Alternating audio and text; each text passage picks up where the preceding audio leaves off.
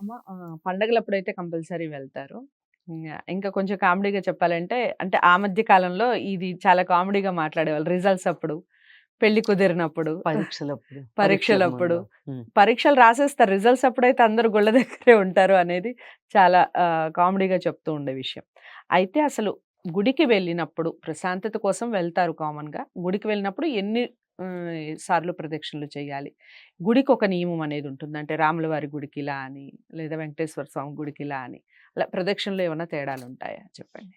ఏమోనమ్మా, మాకు తెలిసి మేము పెద్దల దగ్గర తెలుసుకున్నది, గురువుల దగ్గర తెలుసుకున్నది, గుడిలో దేవుడికి 3 సార్లు ప్రదక్షిణ చేయడం అన్నది తెలుసుకున్నాం. హ్మ్. కానీ ఈ మధ్య కాలంలో ఏమిటో ఫలానా దేవుడుంటే 4 సార్లు జెయ్యాలి. హ్మ్. ఇంకొక ఫలానా దేవుడుంటే ఇలా సగం వెళ్ళి ఇలా అవును. వెనక్కి రావాలి. ఇటొచ్చి ఇటు చెయ్యాలి.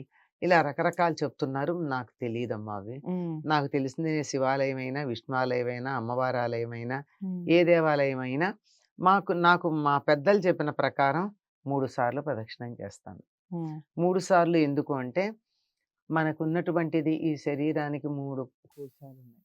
హ్మ్. భౌతిక, మానసిక, శరీరం. హ్మ్. కారణ శరీరాలు.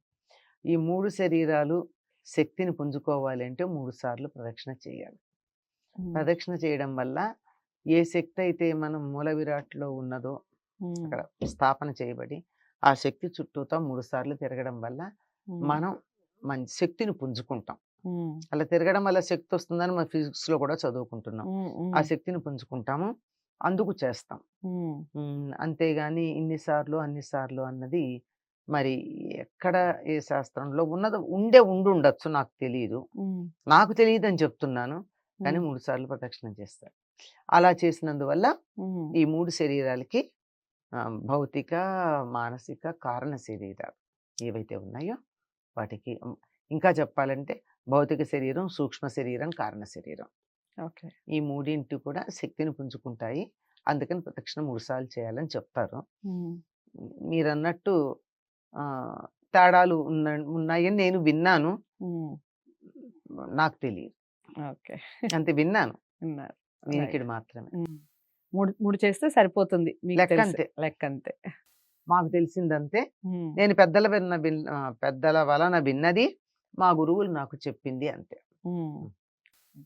చాలా స్పష్టంగా, నిక్కచ్చిగా చెప్పేస్తారు అమ్మ. ఇక నుంచి పాటించే ప్రయత్నం చేయండి. రకరకాలుగా చాలామంది చాలా రకాలుగా మాట్లాడుతూ ఉంటారండి. అది అది కామన్. ఎవరికి తెలిసింది వాళ్ళ అమ్మన్నట్టుగా వాళ్ళకి తెలిసి ఉండొచ్చు. ఎక్కడన్నా చదువు ఉండొచ్చు. ఎవరైనా చెప్పుండొచ్చు. అది వేరు. కానీ మనకి తెలియకుండా ఏదో గుడ్డిగా చేసే ప్రయత్నం కన్నా తెలుసుకొని ఖచ్చితంగా ఇది పాటిస్తేనే మంచిది అని ప్రయత్న ఫలంగా అలా చేసుకోవడమే మంచిది. అలాంటి దాంట్లోనే ఇప్పుడు అమ్మ చెప్పినటువంటి ఈ 3 ప్రదక్షిణలు ఇక నుంచి ఫాలో అవుదాం మనందరం కూడా. ఏమంటారు మరి మీరు? తప్పకుండా ఇలాంటి వీడియోస్‌ని లైక్ చేస్తారా? చేస్తారనే అనుకుంటున్నాను. అందరికీ షేర్ చేయండి. ఛానెల్‌ని సబ్స్క్రైబ్ చేసుకోండి. మరో మంచి అంశంతో మళ్ళీ కలుద్దాం. నమస్తే.